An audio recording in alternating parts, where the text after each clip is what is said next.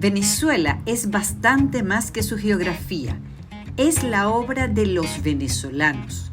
Hoy comparto contigo 4 tesoros de Caracas: el Colegio San José de Tarbes del Paraíso, la casa de Carlos Raúl Villanueva, el arquitecto de la modernidad, la biblioteca de la Universidad Católica Andrés Bello y el Colegio San José del Ávila con final monumental de concierto. Los tesoros de esta ciudad, la capital, Caracas, que los iremos presentando poco a poco. Valen de Viaje es una presentación de Polar Pilsen, Banesco, Shell Lubricantes Venezuela y Fulgor.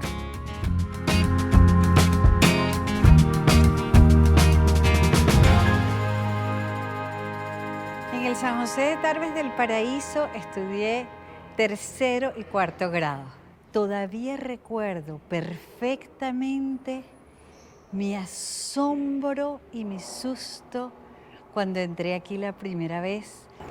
Para mí significó tanto mi colegio, que todavía me sé el himno del colegio. Tarbesianas que hoy somos promesa del futuro de nuestra nación, vengo a enseñarles este tesoro urbano de la ciudad.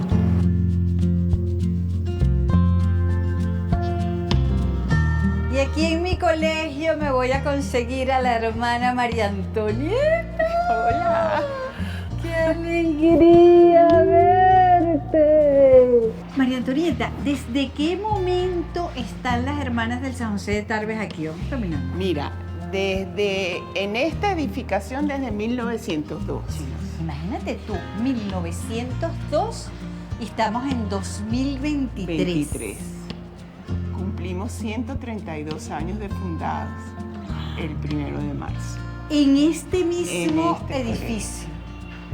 Esto es un auténtico tesoro urbano de la ciudad, de donde además salimos cientos de miles de mujeres a construir el país. Así es. Y me honra ser una de ellas. Sí, señor. Mucho Qué me orgullo. honra.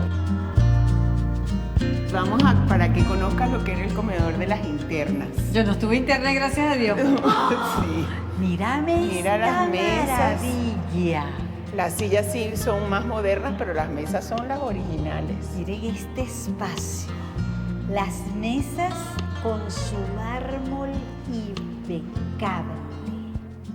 Y aquí sigue, hasta allá.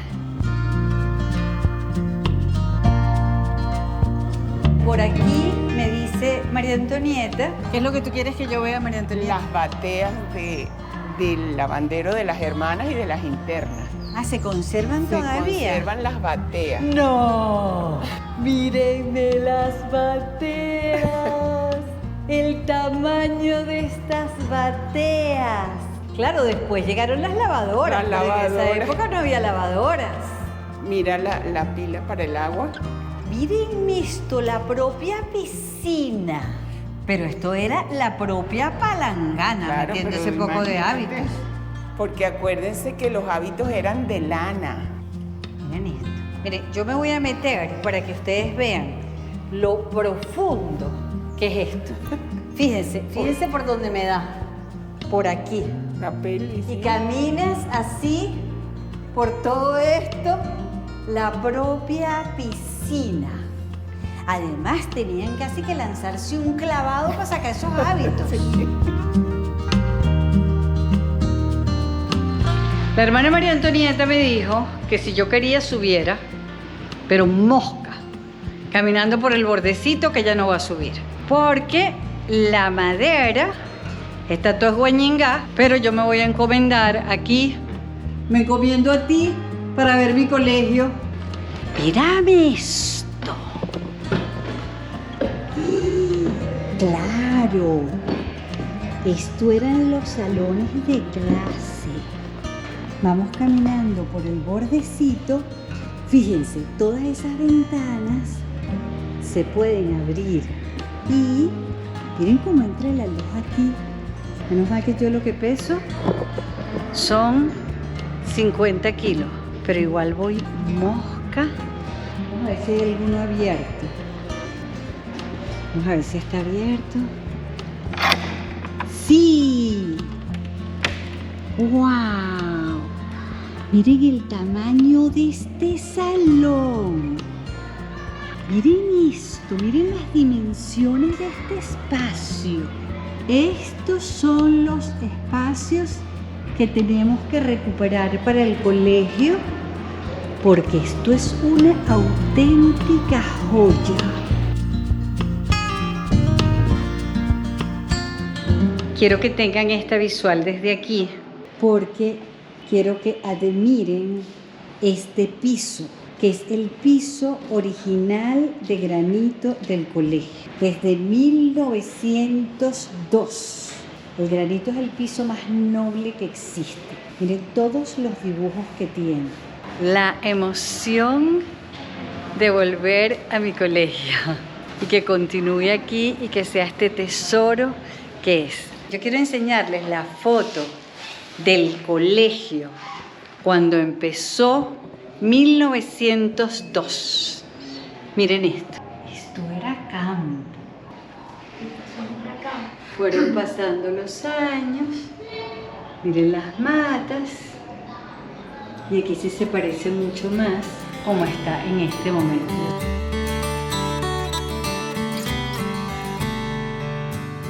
Ahora vamos a ir a ver la capilla, que es una obra de Carlos Guinán Sandoz.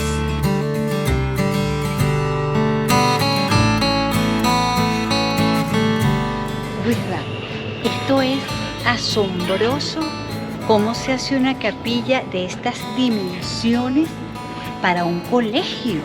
La historia de la capilla, además, es hermosísima porque vincula a los Guinán, ¿verdad?, con la congregación a través de la esposa del arquitecto, que es Carlos Guinán Sandoz. Esa relación tan íntima como tardesiana hizo es que convencer al esposo: tienes que ayudarnos a la hora de tener que hacer esta capilla.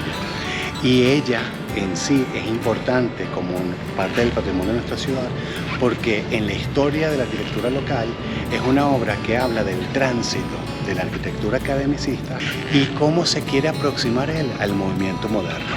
Entonces encontramos en la capilla, sobre todo en sus fachadas exteriores, elementos de la arquitectura académica, pero luego en el espacio interno, que es lo más rico, vemos a un Guinán que quiere ser moderno. En este caso, nos habla de la atmósfera gracias al tamiz de la luz a través de unos vitrales coloreados por nada menos y nada más que el Picasso de los vitrales. En ese caso es Max Ingram, uno de los mejores vitralistas franceses, que además lega un proyecto interesante para Venezuela, que es la verticalidad. Fíjense, les voy a mostrar con esto que él llama la verticalidad. Miren la calidad de estos vitrales, el tamaño, y están alrededor de toda la capilla. El gran tema aquí que nos presenta el arquitecto es la caja completamente libre de cualquier punto de anclaje para que tengamos la vista despejada, y luego entonces toda la atención se va a concentrar para llevar la mirada al punto focal del espacio interno, que es el Cristo. Y luego un elemento que va a ser reiterativo en todas las obras de Guinán, que es como su sello, que es asumir el diseño de las luminarias como un diseño propio. O sea que él se ocupaba hasta de diseñar sus propias lámparas. La ubicación de 18 lámparas distribuidas de esta manera 18, claro, representan cada una de las hermanas que vienen de Francia, y además cada una de ellas tiene estas incrustaciones, estos cristales, estos prismas. Es como la corona de las espinas de Cristo. Sí, la corona que le ponen a Cristo cuando lo crucifican. El arte y el oficio pueden integrarse a la arquitectura para hacer una obra total. Yo conocía la capilla porque yo estudiaba aquí cuando se hizo esta capilla, pero por supuesto yo tenía que 7 años, 8 años, que voy a estar yo haciéndole caso a la capilla y a quién la había hecho. Es primera vez que yo entro a esta capilla con alguien como Luisra, que nos las explica de esa manera. Esto es un auténtico tesoro urbano, Luisra, ¿verdad? Sí, porque aunque es de las hermanas de Tarbes, nos pertenece a todos como parte de nuestro patrimonio y de nuestra identidad caraqueña. Y aquí me vine con Luisra para el techo. Miren dónde estamos. que vemos todos los edificios por allí a lejos. Miren aquí que se ve el paraíso y se ve el Ávila si nos ponemos así, Luis Ramírez. Allí atrás está el Ávila.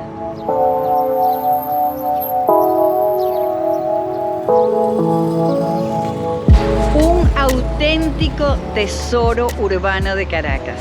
La casa de Carlos Raúl Villanueva, aquí en plena urbanización La Florida. Se las voy a enseñar con su hija Paulina. Qué emocionada estoy de que me permitas conocer la casa de ustedes, de la familia. Un placer, un placer. La casa siempre se alegra cuando la visita la gente. ¿Tú crees que esta casa expresa efectivamente a tu papá? Es la casa de mi papá y de mi mamá, porque la casa tenía sus aspectos masculinos y femeninos, aunque mi mamá tenía restringidos ciertos temas.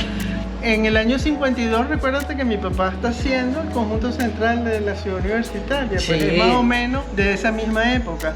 Pero en esta casa tiene una cualidad que es la síntesis entre lo moderno y lo tradicional. Una vez que tú cierras estas puertas acá, este segundo límite, la calle queda separada. Esa fue una de las cosas que hizo mi papá que fue importante. Una vez que tú entras, te encuentras con este espacio esencialmente moderno, donde todo comunica y donde una de las características es que no hay ventana.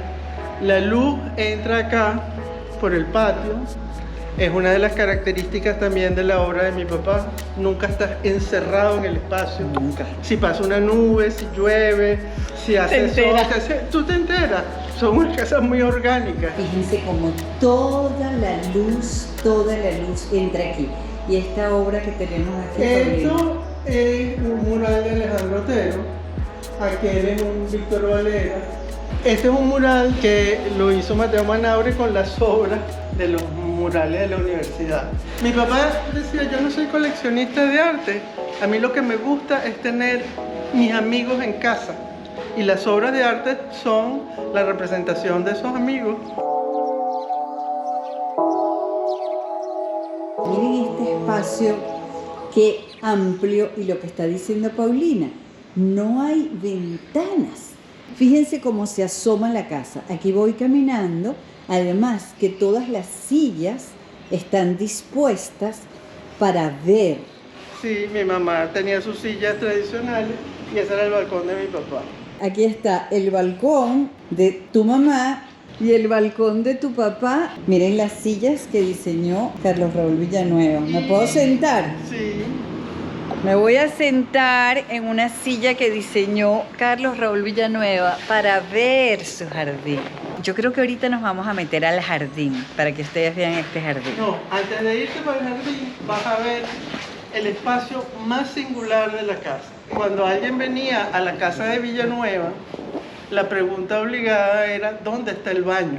Y mi mamá era muy religiosa y sus amigas cuando iban al baño, las pobres salían horrorizadas y preguntaban, ¿es que no habrá un baño distinto en esta casa? Confieso que me muero de la curiosidad por ver el baño. ¡Wow! Miren este baño. Ahí Está firmado por todo el mundo, Está Paulina. Calder, ese es un dibujo de Carlos Mérida, acá hay un dibujo de Lama, están los arquitectos. ¿Qué es esto? Pero qué joya. ¡Wow! Entiendo a las amigas de tu mamá. Sí. Es una galería. Y ahí ves parte de nuestros juguetes que los lindaba mi papá. Hacía unos ensamblajes maravillosos, arriba vas a ver algunos. Bueno, yo creo que los varones veían unas obras porque hacen pipí parados y las mujeres vemos de este lado. Aquí sí puedes decir que está mi papá en esencia. Tu papá tal cual.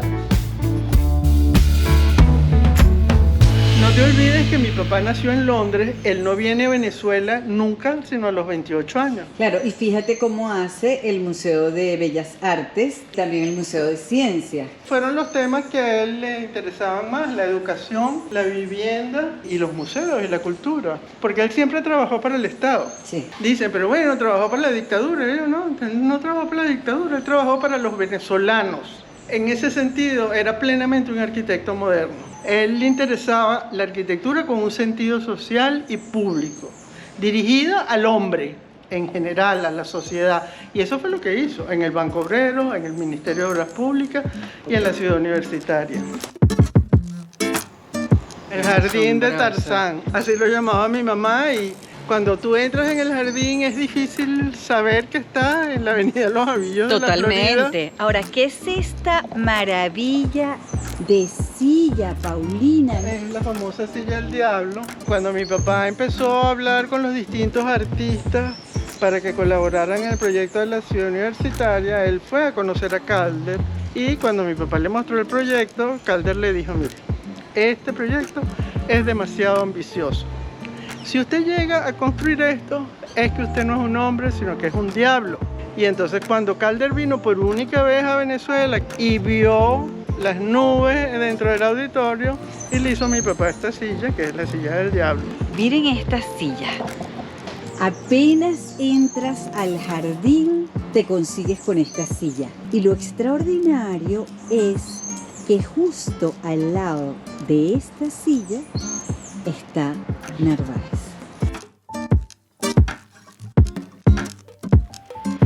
¿Qué es esta casita que está aquí toda de madera, Paulina? Aunque tú no lo puedas creer, es la oficina de mi papá.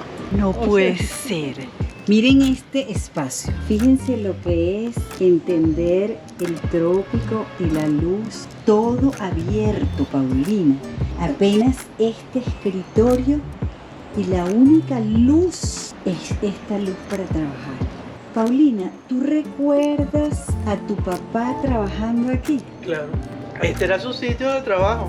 Tenía una sillita corredera y se movía por acá, y aquí tenía sus libros, que ya no son estos. Y cuando se iba el sol, cerraba y se iba para su casa. Fíjense, todo esto da para el jardín. Y miren qué cosa, la sencillez. Abres la romanilla y sencillamente la sostienes con ese palito de madera y ya está. Y puros verdes, pura brisa, pura luz. Y esta lindura que aquí tiene hasta su camita. Tenía un colchón rojo. Sí. Ahora nos vamos para arriba. Paulina nos está llevando para la parte de arriba de Por la esta casa. maravillosa escalera. Mi papá sabía hacer escaleras. Sí. Ahí lo tienes. Ese fue uno de los afiches de la exposición del Maxi, con esa foto que es de Alfredo Bulton, que es una maravilla. Ya se las voy a mostrar. Aquí tienen a Carlos Raúl Villanueva. Y cuando llovía, mi papá tenía que tener un sitio de trabajo aquí, y entonces se agarró. Este cuarto también tenía para hacer la siesta. Aquí tenía sus libros. Miren qué bonito, con los letreritos de qué se trata. O sea, de alguna manera, mi papá y mi mamá, ambos, se mantienen vivos en esta casa. Este era el cuarto de mi papá y mi mamá, que es el único que se conserva como cuarto. Y los baños que siguen igualitos. Miren este baño, Paulina. Todos tienen la Wow, los lavamanos estos de American Standard. Pero mira, todos los mosaiquitos.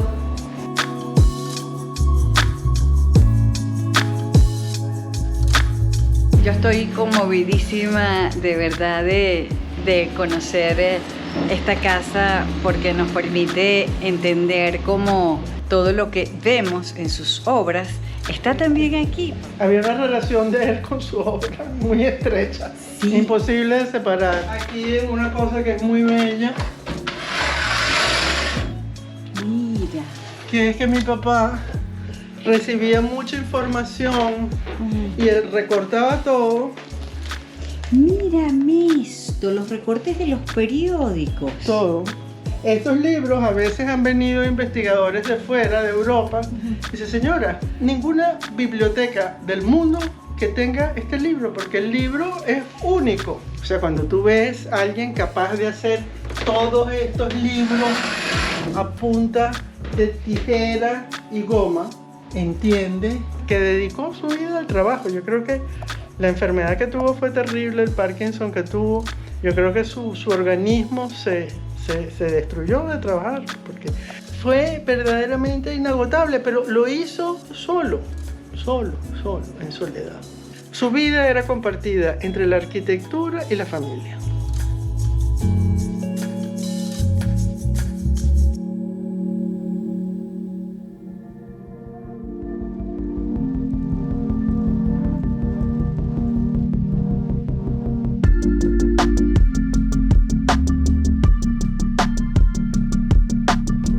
Yo me gradué aquí en el año 76 y no existía esta biblioteca. La biblioteca pasó de ser un lugar pequeño, oscuro, no podía satisfacer la alta demanda de los estudiantes, donde pudieran conseguir toda esa formación en arte y conocimiento que se ofrece desde esta universidad. ¿Quién fue el arquitecto? Óscar Capielo y Francisco Pimentel. Justamente se inauguró el Centro Cultural en 2013. Hicieron un trabajo maravilloso, ellos hicieron una evaluación de todas las universidades en el mundo que estaban en esta tendencia de una universidad moderna para convertirse en lo que hoy llamamos Centro Cultural y de Recursos para el Aprendizaje y la Investigación. La escalera de los sueños. Cuando estudias en la universidad es la época de todos los sueños, donde el mundo se te presenta como infinito, que todo lo puedes hacer. Me conmueve muchísimo porque aquí es donde yo estudié.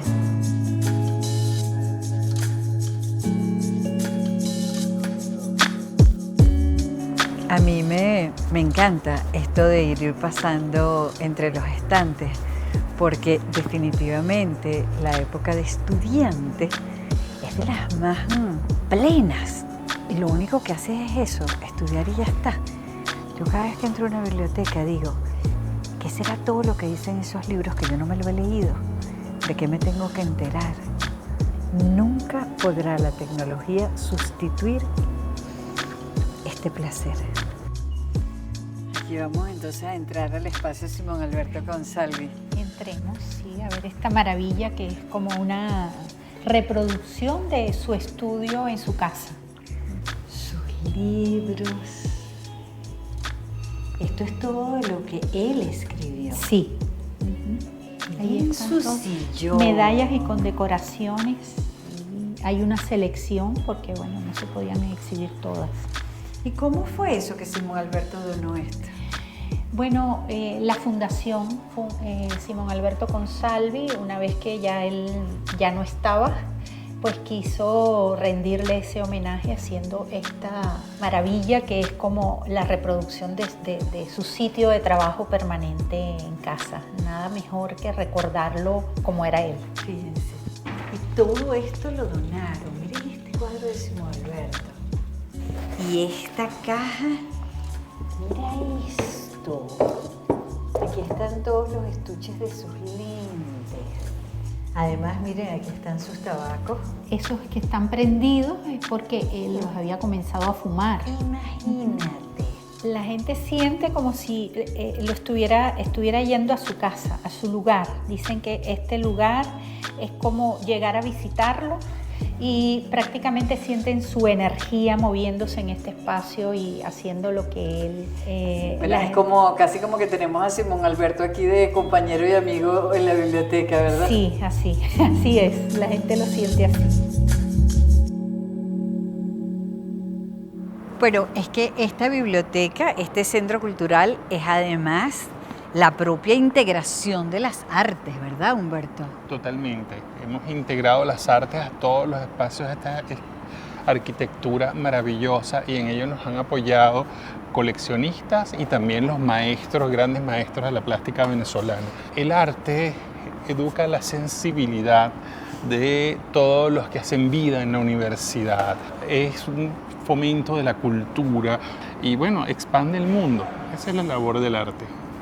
Tú vas bajando por estas escaleras y si tú volteas para acá, tenemos Víctor Hugo Erazábal, Samuel Baroni, Juvenal Ravelo, Harry Aben. Esa baranda, eso es una obra bellísima, se llama Tiestos de Víctor Hugo Erazábal. Y así está todo el centro cultural lleno de obras de arte, que el que lo visita inmediatamente se topa con toda esta sensibilidad hermosa del arte venezolano. y además terminas de bajar y te encuentras con este puño de mariposas aquí. De vampiros. No, son vampiros. Son los pero famosos si se vampiros de burla. Régulo Pérez. Esto es una de las primeras instalaciones que se hizo en la historia del arte en Venezuela. En el año 72 expuso estos vampiros por primera vez el maestro Régulo, que es un gran homenaje a este artista venezolano y al Orinoco y a nuestra naturaleza. Y yo, ¿y qué mariposa? Yo los quiero invitar a ver la exposición de Régulo Pérez y parece que Régulo va a estar. ¿Estará Régulo aquí? Para saber, tienes que suscribirte a mi canal.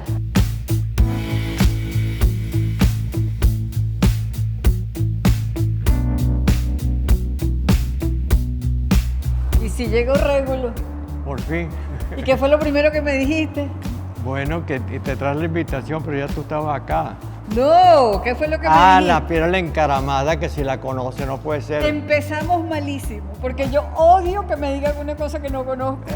Te fijas, yo sí me imaginé. Eso es lo más importante que hay allá. ¿Tú no sabías? Esta es una gran piedra, como de la altura de un edificio. Arriba está otra piedra, por eso se llama la encaramada. Esa piedra se partió en dos y entonces se quedó así y así está. Humboldt estuvo acá, la dibujó, la reseñó, la midió, la pesó, se montó en la piedra arriba. Me has matado, pero me has dado toda una clase. Eso significa, niñitos, Oye, ¿para dónde oye. es el próximo viaje? A la encaramada. Para la piedra de la encaramada que encara el Orinoco. ¿Cómo yo no voy a tener Claro, eso? claro. Y esta maravilla que está aquí, Régulo. Bueno, esa es la Miren zarrapia. esto. ¿Tú la zarrapia sí la conoces? Eso sí. Ajá, dime qué Te zarrapia. voy a decir que yo estuve en el Alto Orinoco por los Pijiguaos. Yo fui a los 5 años a los Pijiguaos con mi Cuando padre. tú tenías 5 años. Sí, señor. Bueno, Régulo, yo no existía. No, yo tengo 93 ahorita. Tú tienes 93 años. Claro. Pero tú estás estupendo. Régulo, estas son las mariposas más extrañas que yo haya visto. Sí, sí. Este plexiglas, este es luz LED. Entonces tú le pones una luz LED y entonces es luminoso. Y eso era la exposición. Esta obra yo la expuse en el Museo de Bellas Artes de Caracas en 1970. Estamos en la primera instalación que se hizo en este país y la hizo Régulo. Te le adelantaste a todo el mundo, ¿no? Bueno, Esta universidad no solo satisface las necesidades de la comunidad académica, satisface las necesidades de la comunidad vecina, esa ciudadanía que necesita también formarse y recibir formación en arte y conocimiento que se ofrece desde esta universidad. Estamos formando mejores seres humanos, mejores ciudadanos. Sí, estamos construyendo país, que es el lema de nuestra universidad a propósito de los 70 años.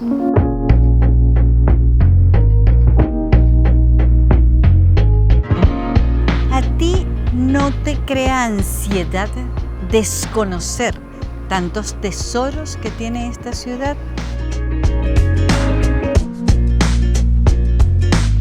¿Esto cómo empezó de verdad? Bueno, comenzó como un internado para niños huérfanos, para niños muy necesitados provenientes del campo en 1913. Por ejemplo, a partir de 1945 vinieron muchos niños huérfanos de la Segunda Guerra Mundial.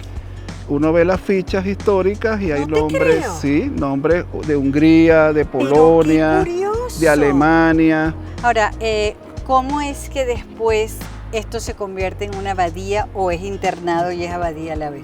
Es internado y abadía a la vez, porque los benedictinos hicieron aparte de asumir la casa hogar, también tenían este espacio como lugar de contemplación y oración. Porque esto era totalmente lejos de la ciudad. Totalmente aislado de lo que es el centro de Caracas. Metido en el Ávila y ahorita, imagínate. Bueno, totalmente rodeado. Eso fue lo que los motivó a marcharse a Huihue, buscando ya esa tranquilidad que la ciudad no les permitía. Y cierra el internado y queda solamente funcionando como escuela. Y esta maravilla de iglesia. Bueno, la iglesia es algo espectacular, única. Tiene un toque especial, un detalle especial, que es esta plaza interna que no encuentras en otra iglesia de Caracas. Esto es insólito, esto es hermosísimo, ¿verdad? Sí, este es un santuario nacional dedicado a San José del Ávila. Les voy a ir enseñando el santuario. Todo en madera labrada. Miren el púlpito. Esta es la imagen de 1922, que es la primera imagen procesional de San José.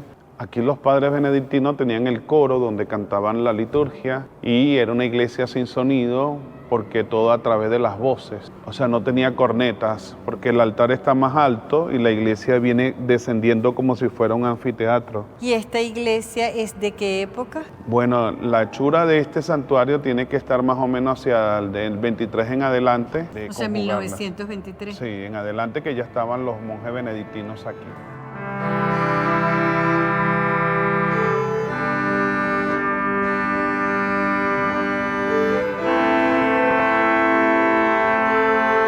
Freddy, ¿pero qué es este órgano? Un órgano alemán. Vino junto con toda la construcción de los benedictinos aquí. ¿Desde cuándo está aquí este órgano? Desde siempre. El templo como tal tendrá unos 105, 110 años aproximadamente. Pero funciona, está impecable. Un poquito desafinado, pero sí funciona. Ah, bueno, si está desafinado, yo lo voy a poder tocar. Agarra aquí tú. Ajá, la pones así. Sí, porque si no tienes que ayudarle con los pedales.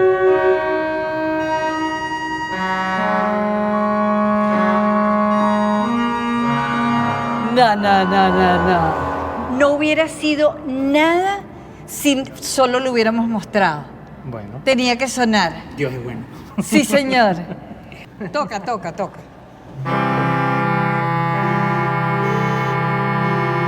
¿Cuál es el significado de una edificación como esta para la ciudad? Bueno, es un monumento histórico, parte del patrimonio, parte de la historia, no solo de la ciudad, sino también de Venezuela. En esta iglesia se dan misas normalmente. Diariamente. ¿Se dan cuenta? Un tesoro de Caracas con misa a la que puede venir todo el mundo cualquier día de la semana. Uno dice que quiere ayudar y hacer que el país crezca. Y creo que tenemos que empezar por las cosas que no queremos ver. Tenemos que quitar esa mentalidad de que todos nos los tienen que dar y producir, hacer cosas. Por eso me involucré en la gerencia de sostenibilidad con Carlota. Esto, cuando llegué yo, me quedé impresionado porque había un deterioro y huecos impresionantes. Gracias a la ayuda de muchos empresarios y mucha ayuda privada, sobre todo, se ha empezado a levantar todo lo que es el arreglo de techo, sí, de impermeabilización, 13 salones de clase y baños. Esto es un edificio patrimonial, tiene mucha historia y tradición, y nada más tú entrar acá, tú ves el espacio y quedas maravillado y dices, wow, en cualquier lugar del mundo esto estaría recuperado por el Estado, pero bueno, lo tiene que hacer la iglesia y aquí estamos nosotros trabajando para recuperar cosas que son necesarias y que son parte de nuestra identidad y cultura. ¿Tú crees que en la medida que aquí se hagan eventos y las personas, los venezolanos, conozcan el lugar y lo aprecien y lo valoren, habrá mucho más apoyo, verdad? Sin duda, ese tipo de ayuda va a favorecer a este centro. Es por eso que dentro de poco se hace el evento de Amigos Sinfónicos. ¿Pueden creer lo que me acabo de conseguir aquí? Un ensayo de la Orquesta Sinfónica Venezuela.